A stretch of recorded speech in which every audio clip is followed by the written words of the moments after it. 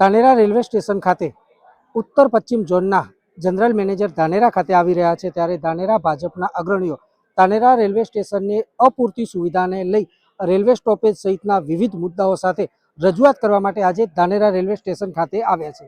વાત કરવાનો પ્રયાસ કરીશું ધાનેરા ભાજપ અગ્રણી ભગવાનદાસ પટેલ જોડે. સાહેબ, ધાનેરા રેલવે સ્ટેશન પર કયા કયા મુદ્દાના અભાવ છે અને આપ અત્યારે શું રજૂઆત કરવાના છો?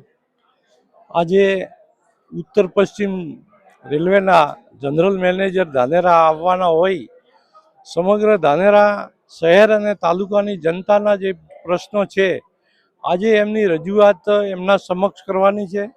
ધાનેરા રેલવે સ્ટેશનમાં ઘણી હજુ બધી સુવિધાઓ બાકી છે, જેવી કે પાર્કિંગ, શૌચાલય, લોકોને વૃદ્ધ માણસો હોય તો સીડી ચડવા માટે જે લિફ્ટ મૂકવાની છે તે, અને અહીંથી ધાનેરાથી જે પસાર થતી રેલવેઓ એક્સપ્રેસ રેલવે છે જે દક્ષિણ ગુજરાત સુધી કવરિંગ કરે છે, તો ધાનેરાને આજુબાજુ ધાનેરા, સાંચોર, થરાદ, લાખણી, નેનાવા 5 તાલુકાના લોકો અહીંથી રેલવેમાં મુસાફરી કરી રહ્યા છે અને છેક ચેન્નાઈ સુધી ધાનેરાના લોકો ત્યાં વેપાર અર્થે પણ જઈ રહ્યા છે.